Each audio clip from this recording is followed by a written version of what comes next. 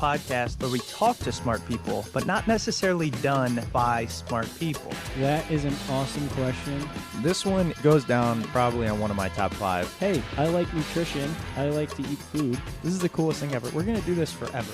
I wish I paid more attention in that class. You know, I'm going to be honest, I don't understand that. As a man, I don't get it. Welcome to smartpeoplepodcast.com.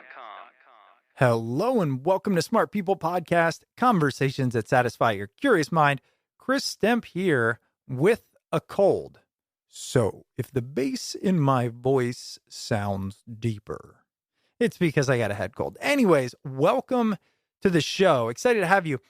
This week on the podcast, we have one heck of a smart, charismatic, passionate guest. And before we get into it, I want to let you know that this specific interview made me realize that we need to be capturing these things for you. We need to capture what I hear, what I learn, what's happening in the moment, and the key takeaways.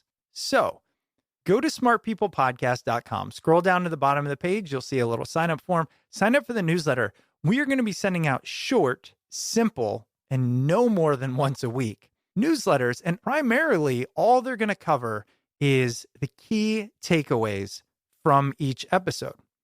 Because I interviewed our guest this week, then I listened back to it, did some editing, and then I thought about it, and then I ruminated over it. And after all that time, there are just themes and thoughts that I take away. On the other hand, I realized you might be driving or walking your dog or cooking dinner. And so I thought I can help with that retention and push this conversation by sending out these few quick takeaways and action items in a meaningful email. smartpeoplepodcast.com. Sign up at the bottom of the page. Okay, so our guest this week is Kute Blackson. Kute is a transformational speaker and a national best-selling author. He's been recognized as the mindfulness guru that billionaires go to for advice by Inc. magazine. He has been endorsed by Jack Canfield, Les Brown, John Gray, and many more. And he has a new book called The Magic of Surrender, Finding the Courage to Let Go. One of the things I can promise you is you will be moved after this episode. I think one of his superpowers is he can really get down to the core of humanity and he can shake it up, which I think is what we all need. I hope you enjoy it. Let us know if you do, and be sure to tell a friend to check out Smart People Podcast. Hope to see you in the newsletter, and thanks for being here. Let's get it over to Kute as we talk about his new book, The Magic of Surrender, Finding the Courage to Let Go. Enjoy.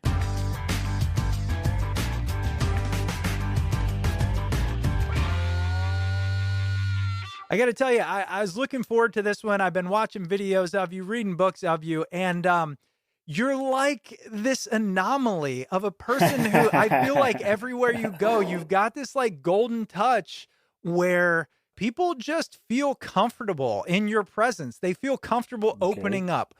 Okay. What do you think about that? Is that true? Is that an experience you have? And what causes that? Yes, mostly, and no. We could talk about the no thing too. That might be interesting. Okay. But yeah, because, I think I've always been a very empathetic person. And so as a kid, I was deeply empathetic, and I always, even before I had conscious awareness, I just felt people and I felt their pain. And this is one of the things that I think made my mother proud a lot is she would always say, like, my son loves people. And so there was always a part of me. I just loved humans. I loved people. I cared about people. And so maybe one of the reasons people feel somewhat comfortable is I genuinely care, and I genuinely want people to be happy, want people to be seen. And so that's been important to me. Like cameras, no cameras, getting paid, not getting paid. It really doesn't matter. And that's been a part of my life. And I'm fascinated with people from all walks of life. Look, I was born in Ghana, West Africa. My father's from Ghana. He's as black as you can get. My mother's Japanese. She's as Japanese as you can get. I grew up in London, in like the hood in London, in South London. And then, 18, I came to the US. I'm also like, have a Mexican residency. And so I've always felt like a citizen of the world and someone who I don't feel like I'm from anywhere. I don't feel like I belong to anywhere. I don't feel like I belong to one nationality. I just felt like a soul. And so even from childhood, I've always been able to connect with like the bad kids and the good kids and the sports, jocks and the nerds. And yeah, it's just love for people and humanity and a fascination with different cultures. Yeah. There's something you said there I feel like is the key, which is when you genuinely care about people without expectation, more so from just this is who I am. I think it's palpable. I also think it's rare. What do you think about that? Rare. Yeah. I mean, yeah, I think in some ways we're all caught up, at least typically caught up in ourselves. Exactly. And then we get conditioned to believe that I am me and you are you, and that we are these separate beings, when in fact, in reality, in my experience, we are really one at that deepest level. Like I had this experience, for instance, one time when this really went beyond an intellectual concept and like really became an embodied experience was when I was in India. I was in my early 20s and I went to India for the first time, shaved my head, had a backpack, started traveling in India. And India broke me down into a level of profound humility. And I found myself in the poorest state in India called Bihar, where the illiteracy rate is 80, 90%. Wow. It's so poor. Even a lot of the Indians, the guy who I bought the train ticket from, when I told him I was going to Bihar, said, "Why the hell are you going to Bihar?" He doesn't even want to go there. So I found myself in the train station, on the back of a train, in the third class section, in the poorest state in India, going for like 34 hours to the north. And I'm in a sardine can situation with the poorest people in the world, that if you sold everything that, let's say there was a woman there, if you sold everything she had, her net worth would be $10, $20 at most, her entire net worth. And so here I am within this deep poverty experience, and I remember my heart just broke, because this woman had 5 children, clearly didn't have enough food, clearly was struggling, and this kid's head is hanging out of this moving train going at 100 miles an hour. And I thought, shit, if this kid died, like nobody would give a shit. Like nobody would know. And what is the value of life? And how is it that we live in a world, and this was years ago, how is it that we live in a world that we can send people to the moon and Lamborghinis and computers and internet, but we can't freaking feed a child? And the value of a life is not valued here. And so when I felt the suffering of humanity, because sometimes, I'm in LA right now, not sure where you are, but LA, New York, Austin, Miami, we live in our bubbles and everything is like amazing and everything it's great.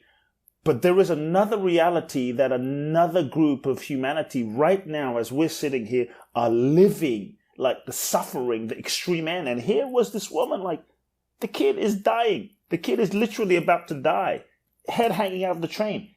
He could fall out. Nobody would give a shit. And so the reality of suffering that I think we as human beings tend to be so removed from in our like rarefied worlds. I'm sitting in an office in Brentwood and I don't see any homeless people. And so because we're so removed from that I think it disconnects us. And so being that viscerally close to suffering in India in that moment cracked my heart open, where I started feeling the rawness of like, this is what shall we say, 60-70% of humans go through on a daily basis that I don't even think about. I forget because I'm so stuck in myself. And so I think our culture creates that sense of desensitization and sense of separation where we're so stuck in ourselves. And so when I was in that experience, crying because I'm feeling the suffering, then I look into the mother's eyes.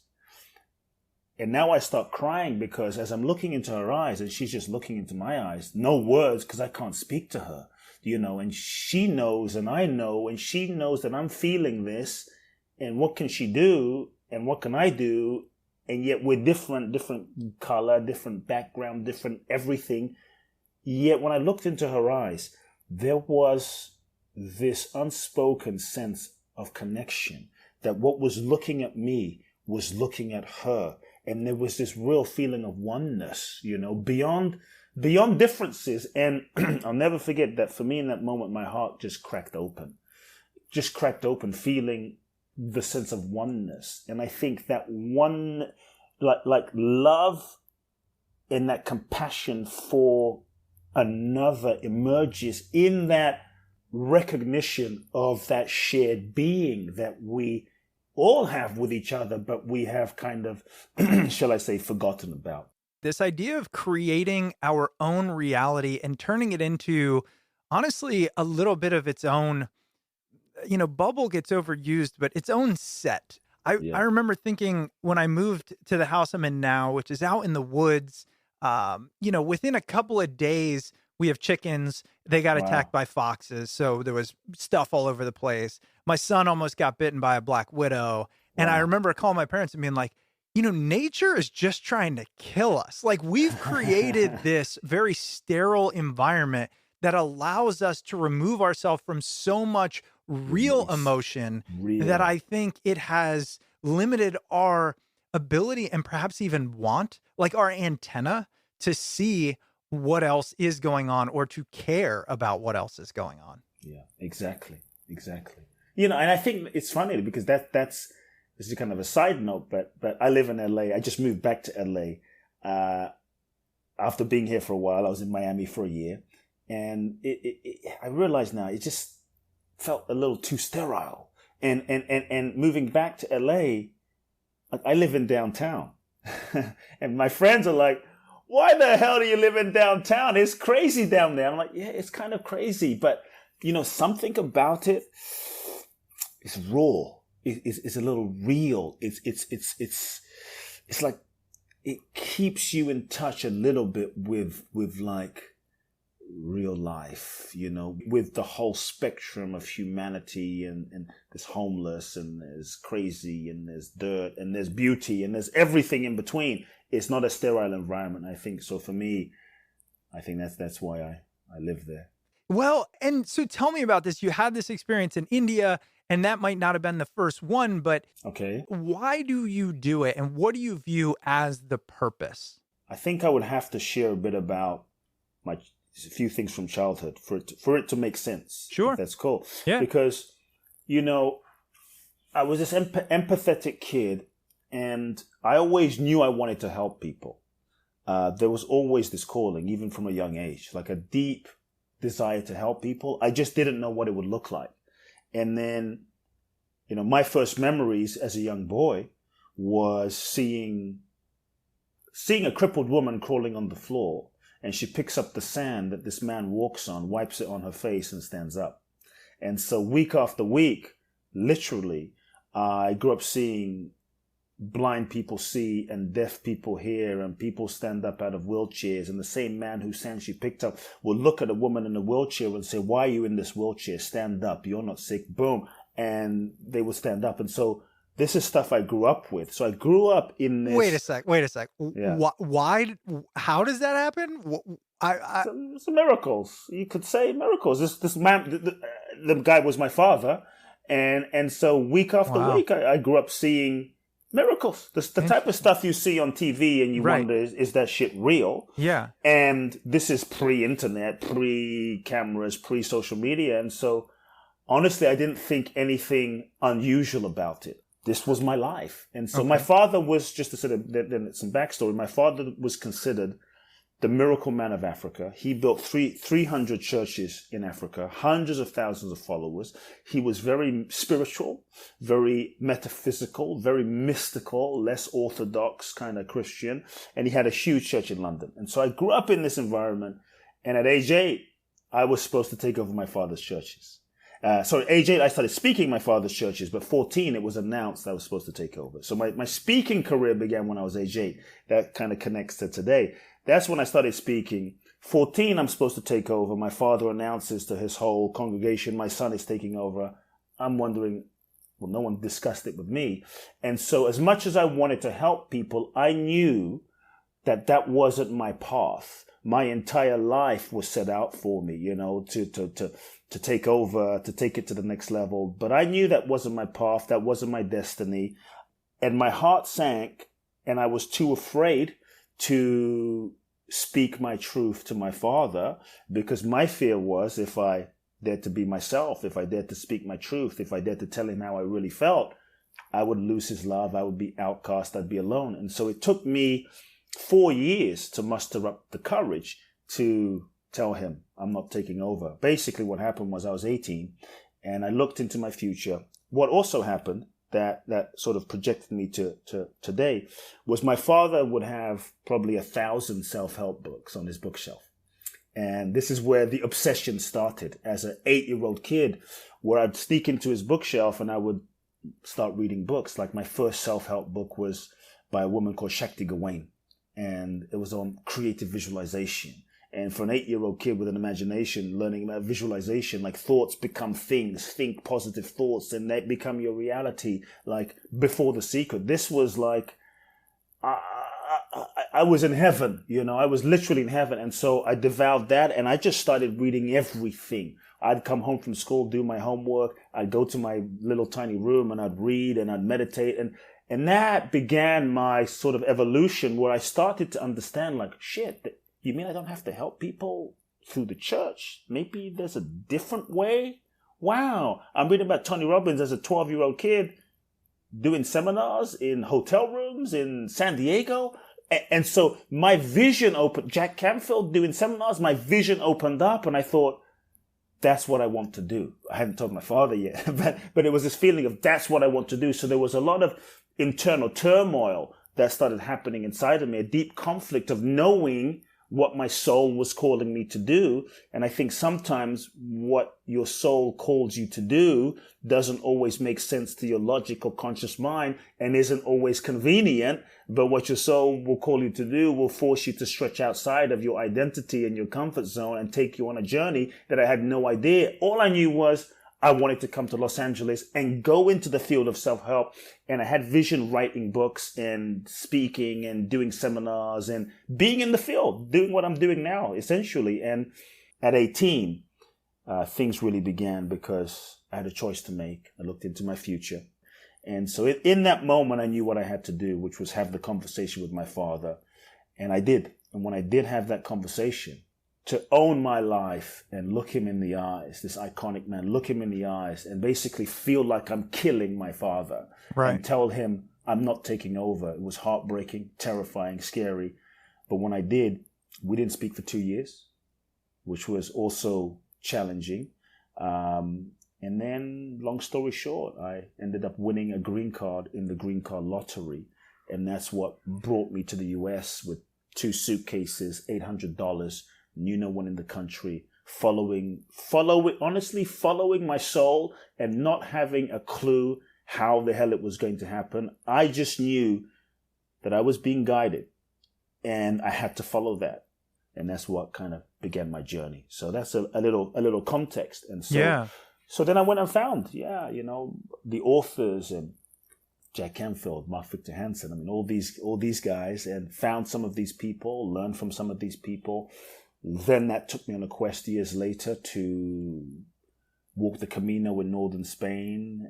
That took me on a quest to go to Israel, study with rabbis. I got to the point where I felt like I wanted to know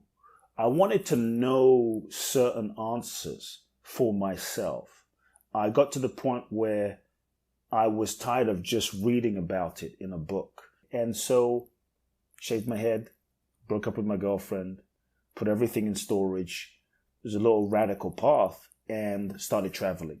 And that took me on a journey that I think prepared me to do what I'm doing, which is I ended up in India and had certain experiences in India that really kind of cracked me open. And then I came back to the US and I had nothing. I was broke, had nothing, yet I felt such a sense of inner freedom. I felt such a sense of internal peace. Nothing to show for it. That wasn't based on a big bank account, Sure. beautiful girlfriend, career. It was like nothing external, yet I felt so free. And I think out of that, like, friends started saying, well, you seem so freaking happy. Like, what's the deal? I'm like, yeah, I don't know. I just feel really at peace. And so kind of like one person started showing up and started asking some questions, and another person, and it just kind of evolved into this coaching thing. And honestly, I started working with one person and then kind of figured out how to work with that one person. And then that led to another person, and that led to another person, and they just started coming, and I started refining. I guess at that time, 20 years ago, as a kid, literally a coaching process before coaching was popular, a way of coaching people that basically really evolved and shifted when my neighbor brought her ex-boyfriend to my doorstep and said, my ex-boyfriend has lost $250,000 in Las Vegas. He is addicted to prostitutes, alcohol, cocaine, marijuana, and gambling. Can you help him? And all I heard come out of my mouth was yes. Yeah. I was like, okay. So I said, bring him tomorrow. And I realized that working with him in the traditional sort of coaching sense wasn't going to work. There was something deeper that was going to be necessary. And so I just kind of like got this vision, honestly, of how to work with this guy. And I worked with him for probably 8 hours in person. And it was out of that, and then the entire month after that, and it was out of that this guy's life transformed.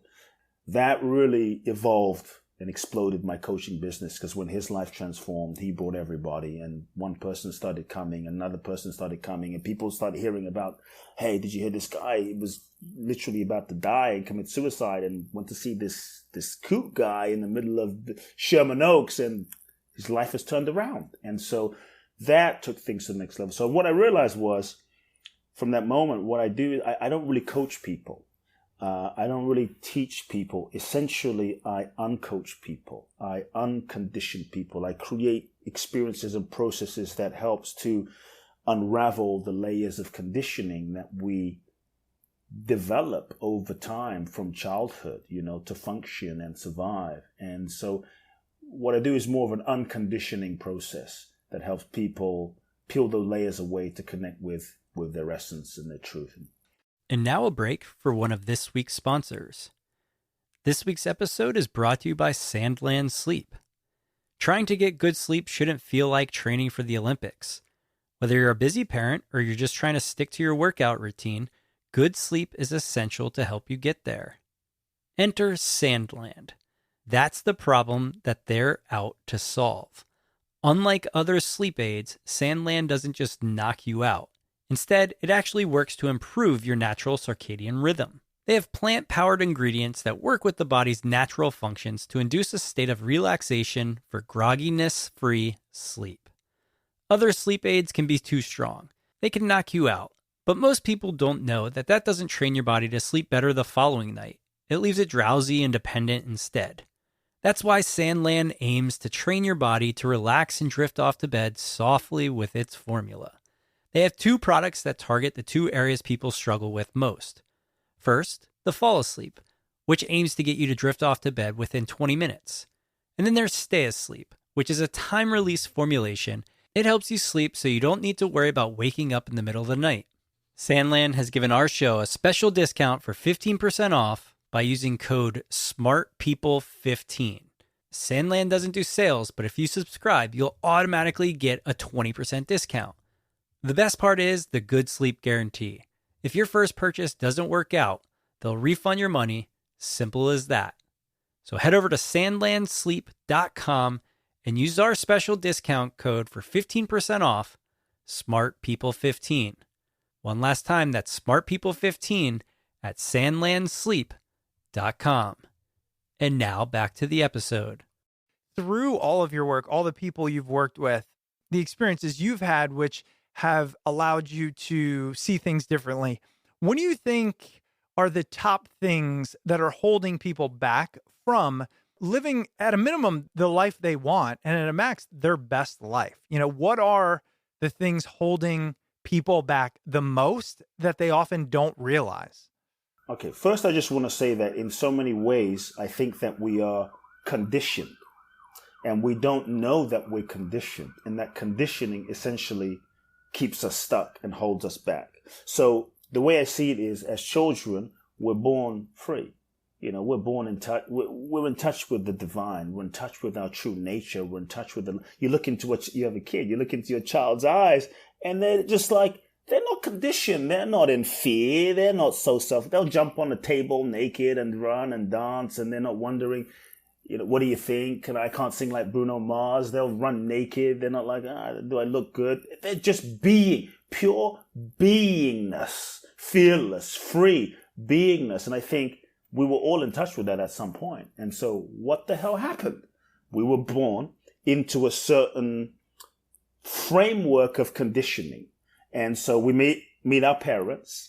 And our parents, they were just doing the best that they could do based on their childhood, based on their upbringing, based on their life, based on our ancestors. And so we're born into a kind of preset pattern of dysfunction in some way. And two things happen. The first thing is, as children, maybe there was pain, maybe there was trauma, maybe dad was an alcoholic, mom had mental health issues, maybe they were fighting all the time, maybe they were great people, but they didn't know how to meet our emotional needs in some way. And so on some level, the first thing is we learned unconsciously as children to shut down, disconnect, and not feel. We started learning all sorts of defense mechanisms and strategies to just deal with the pain of or the chaos of what was going on around us. Shut down, disconnect, not feel. We start developing all of these walls that we erect to just deal with the pain. And now we start suppressing all of the feelings and emotions as a way to function and survive.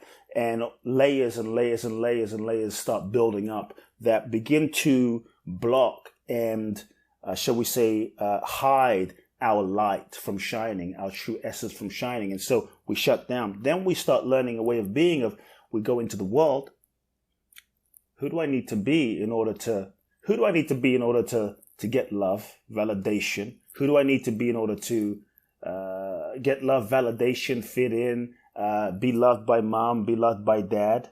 And so we start developing all sorts of roles and masks and personas and an identity that we hold very tightly to as a way to get validation, love, and approval, to avoid pain, get love. And we end up contorting ourselves into a certain shape in order to function and survive. This gets reinforced by life, gets reinforced by school, gets reinforced by society, gets reinforced by parents. And we end up becoming a set pattern and version of ourselves that we think is who we are.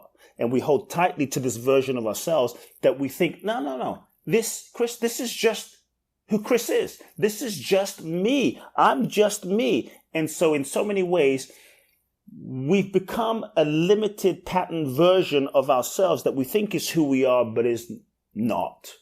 And now we live life this way, and it worked for us when we were 5 to avoid pain. It worked for us when we were 10 and 15. But often when we get into our lives, this way of being and this way of living and doing relationships ends up limiting, often unconsciously, our full expression, limiting our capacity to love. And I think so many of us, we end up feeling, wow, I got so much love inside of me. There's so much I want to give. So we get into a relationship, but now it can't come out. And I'm afraid to fully express what's inside of me. Many times it's unconscious because we're stuck in a certain protective mechanism, a certain way of being, a certain identity. We have to start becoming aware of the, shall we say, often unconscious patterns of conditioning in terms of our identity that we're holding on to. And so many of us, I think we are, for the most part, until shit starts hitting the fan, we are living unconsciously. So I start asking people in my work in different ways, is who you are who you really are? Or is it who you've been conditioned to be? Because the degree to which you're conditioned is the degree to which you're not free. And so, who are you really? And what are you really? And what do you believe? Do you really believe that? Is that who you really are? And I think in so many ways, we are afraid to question ourselves, or we're afraid to question the self that we think we are, because we're so identified with that it can be scary to question ourselves, because shit, if I'm not this version of myself that I've built my entire life on, then who am I? And for the ego, it's terrifying. And so I think so first become aware that you're conditioned, and have the courage to start questioning yourself and your beliefs and the stories you've made up about yourself and about life and what you've made things mean, which can be scary, but it's part of where this freedom and the healing and the surrender is. Also, we have to be willing to begin acknowledging and feeling some of those feelings that we've learned to suppress and not feel, as a way to function and survive. And we've often created a way of being in the world of, I'll never be that way again. I'll never feel that again. But it's often unconscious. So the awareness is absolutely key, and the willingness to feel and process through in a intentional, conscious way those feelings that we've learned to suppress, that are keeping us stuck in a certain shape and a certain limited pattern. Last thing I'll say, one of the things that keeps us stuck are all the ways that we lie to ourselves. We often lie to ourselves as adults. We stay in relationships, as an example, that we know aren't aligned or right. We work jobs where we betray ourselves just for security. And we end up rationalizing it. And so I think, as a place to start, we have to start with the truth, by asking the question, what lies am I telling myself? Sounds like a simple question, but we often run away from it. What lies am I telling myself? To me, happiness is simple. It's not always easy. Feel the truth, acknowledge the truth, tell the truth, live the truth, speak the truth, happy life. But because of the reasons I just shared, we resist the truth. We have to want the truth more than we want what we want. And many times, we don't truly want to be free. And so one of the questions I'll ask people is, what do you want more than anything else? What do you want more than anything else? And one of the things I see keeps people stuck is we want comfort more than we want to be free. And I also tell people, take the pressure off of having to take action. Take the pressure off of having to do something about it. Because sometimes the fear of the consequence of the action that you're going to have to take by telling the truth often clouds our judgment and rationalization, clouds our ability, and makes us more confused. Because we're afraid, if I really acknowledge that I'm not in love in this relationship, shit, I might have to get a divorce. So I'm kind of confused. I'm not really sure, when deep down we know. And so when you take the pressure off of having to take action and just say, you know what?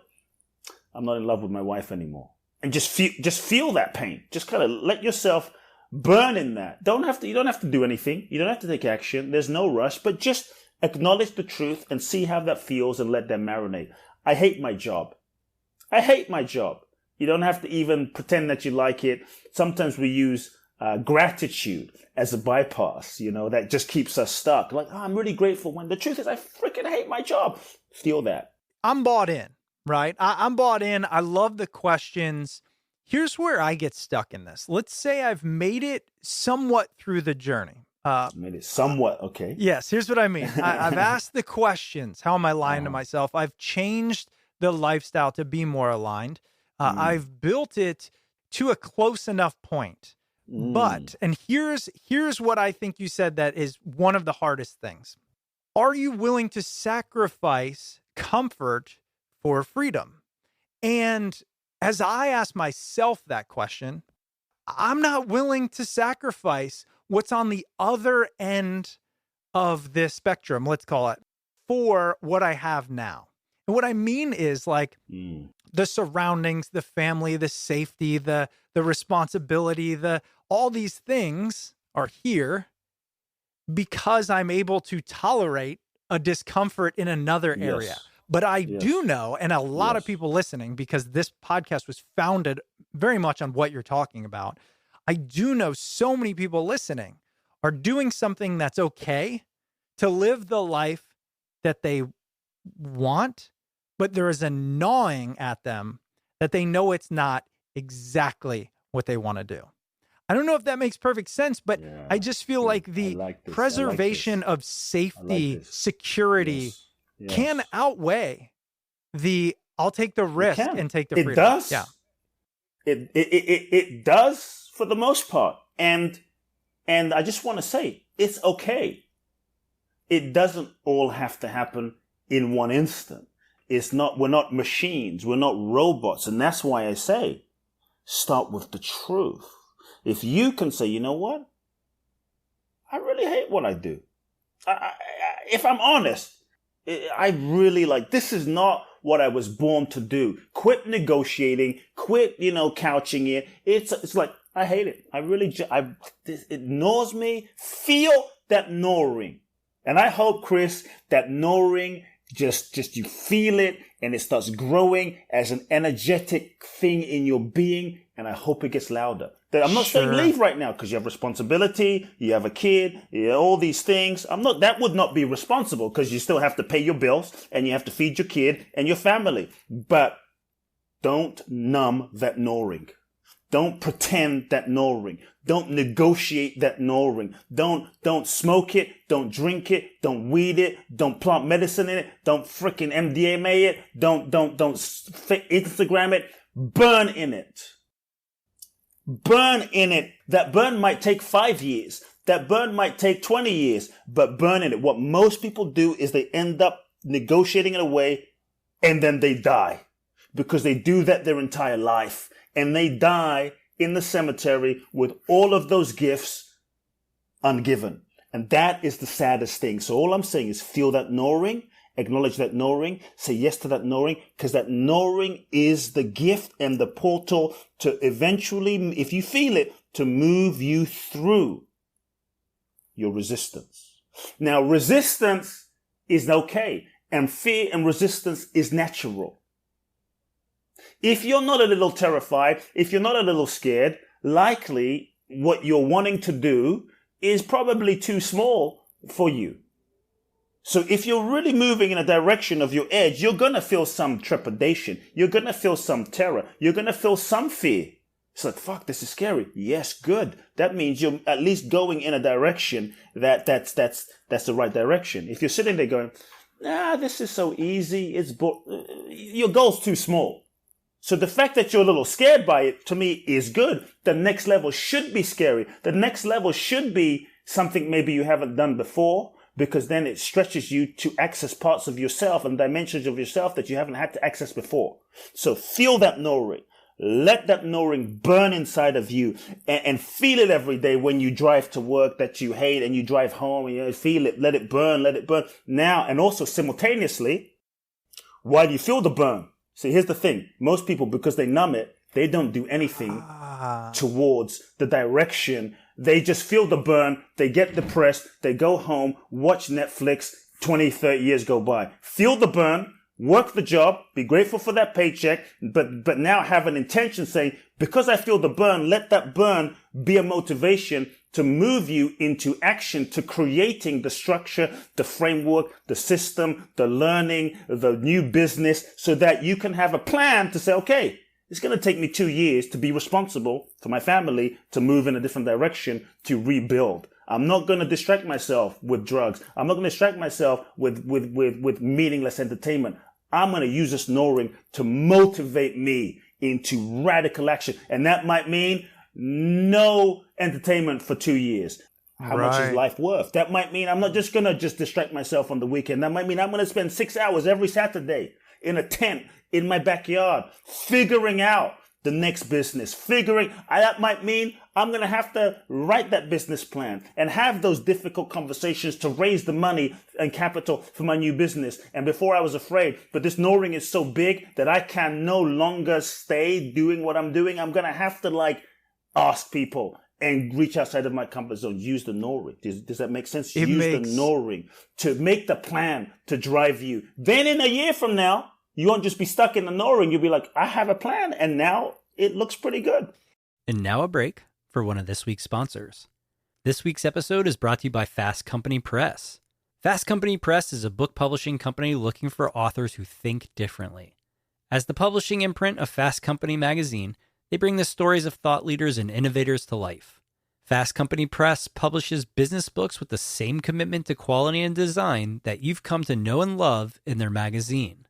Fast Company Press has a unique publishing model which allows authors to retain their rights while also having national distribution to major retailers. Its authors enjoy the influence of Fast Company's support in print and digital channels. Fast Company Press has a roster of innovators, rule breakers, and bestsellers.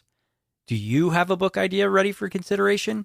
Visit fastcompanypress.com/podcast for a no-charge manuscript evaluation or publishing consultation. That's fastcompanypress.com/podcast. And now back to the episode. It makes more sense than you can know. Now, you don't know this. Some of the listeners listening know. And Okay. I get crap for telling the story too often. So maybe I'll tell it to you off air, but in more detail. But long and short of it is, me and a friend of mine who created this podcast, that gnawing, about 4 or 5 years at our first job, we both said we can't do it anymore. Like in the middle of the Great Recession, we quit with no idea of what was going to happen. What came of that was about 5 months later, we created this podcast. And this podcast has gotten me every opportunity almost I've had in the past 12 years. So that's just one example of, I can think of 3. I believe you. And what you're opening my eyes to on that is, I was lucky enough that gnawing physically broke me down enough where I had to address it, where I think oftentimes if it doesn't get to that level, you don't have the benefit of your body saying, like, you better listen or else you're going to regret this on your deathbed. So feeling that, using that as the motivation, it doesn't mean it leads to a overnight change or you drop everything. But if you're not willing to feel it in the first place, there's nothing that will come from it. Yes. Yes. So then, okay, let's get to, I know we only got you for a couple more minutes. Let's get to stage 2. We got time. Let's get to stage 2. I have felt it. I know it. I recognize it.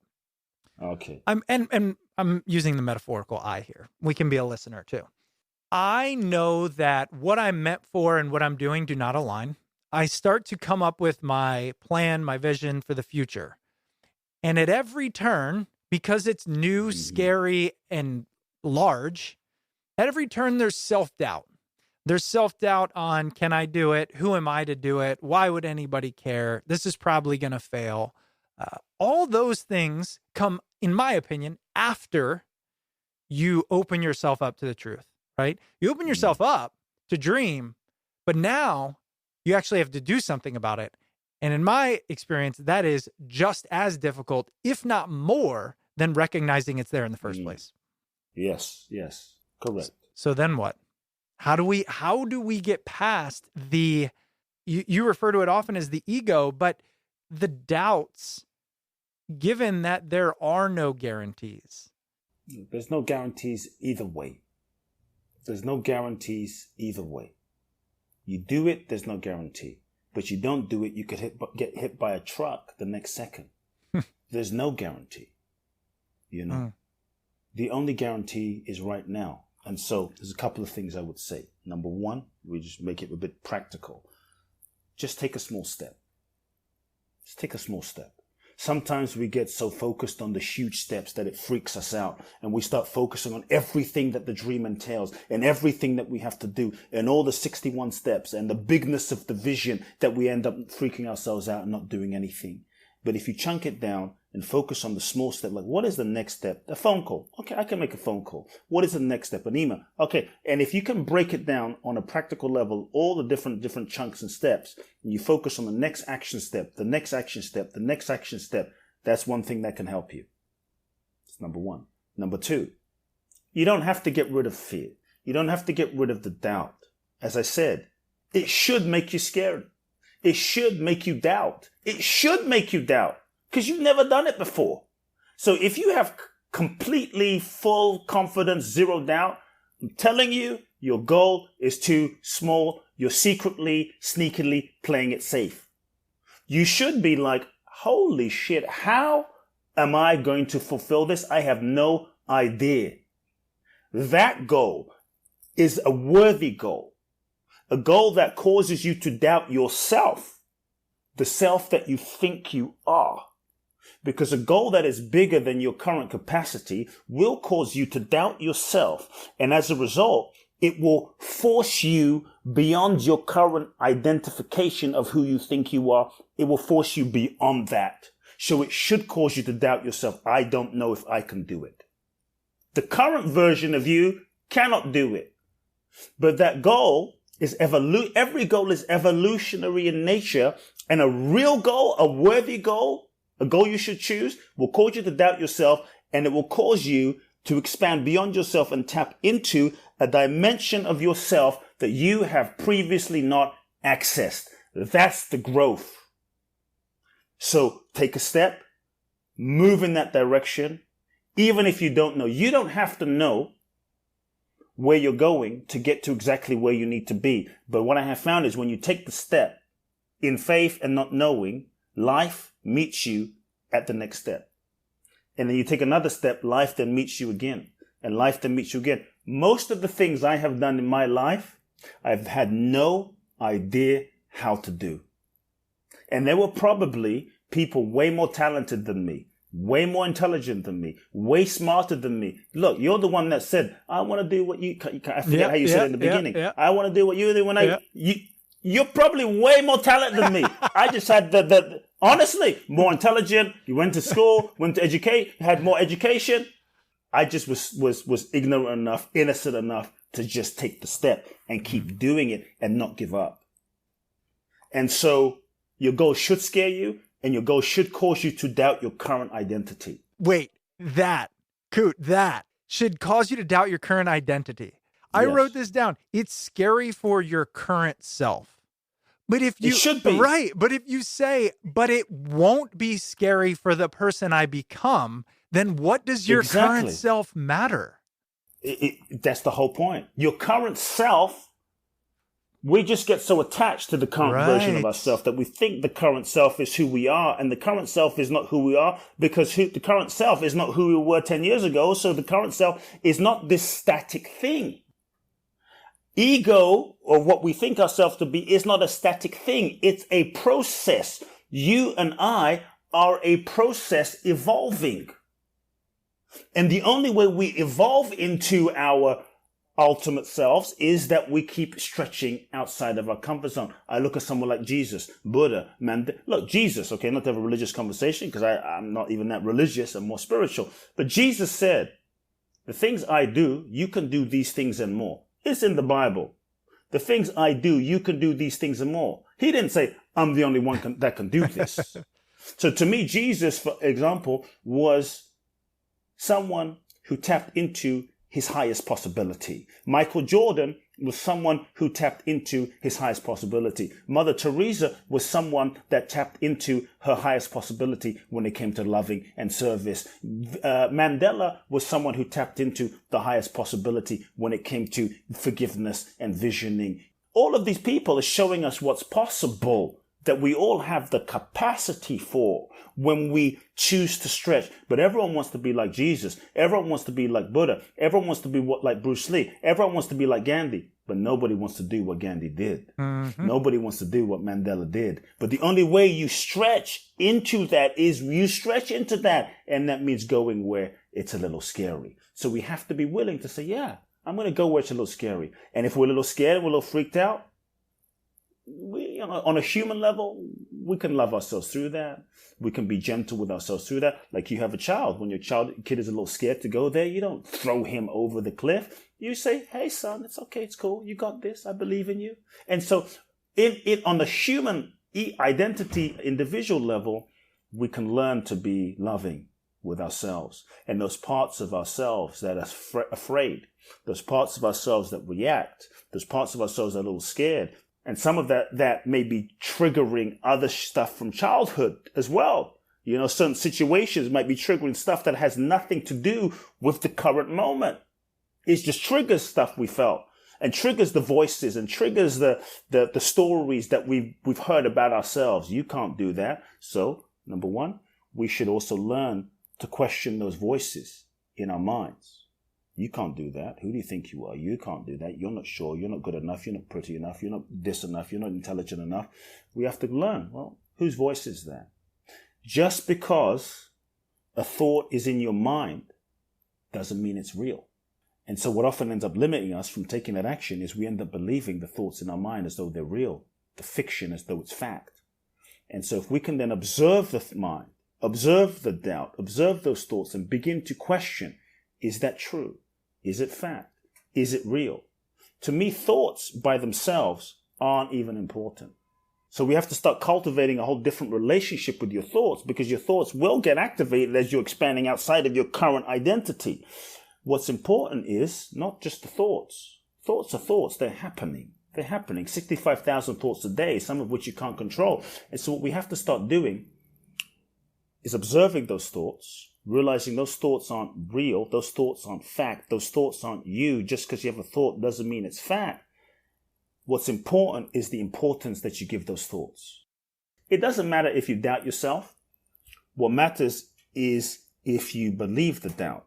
Well, it doesn't matter if you doubt yourself. What matters is the importance that you give the doubt, because the doubt is just a doubt, no different than a cloud in the sky. And some of the things that we think don't even belong to us. They belong to our parents. They belong to our grandparents. They belong to things we've heard about ourselves that aren't even real. They're just tapes that are playing. So we have to also learn to question those tapes. And the questioning of those tapes, the questioning of those stories, the questioning of those beliefs, the expansion of our identity is as important as the goal itself. There's the goal. Real success is not just the attainment of the goal. Of course. And one thing that tends to make us so nervous and afraid and insecure and scary is like we get so attached to like the goal and success in a traditional sense. Like if I achieve it, if I succeed, if I fail, if I don't achieve it. I'm actually saying the goal is great.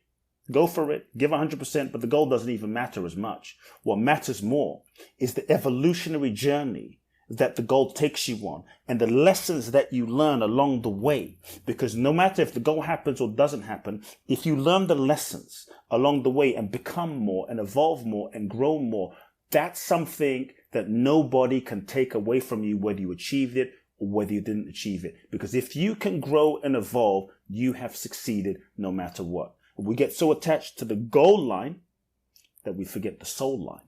And when we remember on a spiritual level that we are souls incarnated into this human experience, then we start seeing life differently. When we start seeing life differently, I think it provides a different paradigm and perspective that frees us up even more to live life more fully. Because if we understand we're souls, we incarnate into this human experience to learn, to grow, to evolve.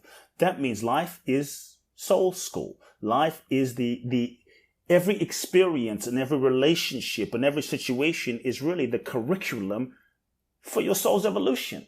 And if that's the case, the only way you can fail is to not learn. That's what I was going to say. Not grow, right? Not stretch, not do the hard thing. And if you focus on that and less attached to that happening or succeeding or not by one sort of worldly mainstream standards, then that frees you up to start just being fully present with your experience. You know, it's like a kid. When a kid is just playing, when a kid is just being, when a kid is just having fun, when a kid is just playing the game, they're playing full out. And so letting go of the attachment to the outcome, the attachment to success as we have it defined, and seeing success as learning, growing, evolving. And so goals are evolutionary, as I've said. And in the process, learning to love ourselves, learning to relate to ourselves on that human level with compassion and kindness along the way. That's really the benefit. That's really the blessing. That's where we can work with ourselves as we're moving towards the goal. It's soul school. It's soul school. Soul school. It's soul school. Soul school, man. Listen, if anybody listened to this and isn't moved, I don't know. Check your pulse. That's all I have to say. I could talk to you for years. The good news is you put so much of this knowledge out into the world.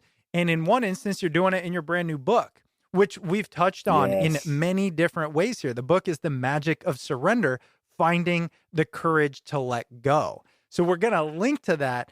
And I just wanted to give you, I know we're past time, 1 minute. Tell us this. Sure. When people hear about the idea of the magic of surrender, right? Oftentimes people are going to think of what? I just stop, I just let go. Your book talks about how it is not a passive endeavor. Give us the teaser. I'll do my best in a minute. That's a tough one. Take all the time you want, but I'm just aware of your time. Yeah. Yes, I'm really passionate about surrender. I believe that surrender is the most powerful thing that we can do. Surrender is the password to freedom. Surrender is the key to your next level. If you look at the great ones, Jesus, Buddha, some of whom I've mentioned, Jesus, Buddha, Gandhi, Bruce Lee, Muhammad Ali, Bob Marley, David Bowie, Elon Musk, and we could talk about that one, Mother Teresa, Martin Luther King, at some point, they all surrendered themselves to the deeper expression of life. They all surrendered themselves to that vision. They all surrendered themselves to a vision that was bigger than themselves. And in surrendering, they transcended their own human limitations and they were able to tap into another dimension of potential. And so in our culture today, we have this idea that misconception, that surrender is weak, that surrender is passive, that surrender is giving up. It's waving the white flag, that if you surrender, you're going to get left behind. You're going to be a victim. You won't manifest your goals, dreams, and desires. You're going to be weak. You're going to be a doormat. I'm actually saying, or that you're going to get less in life, right? I'm actually saying if you surrender, what if you didn't get less, but you got more?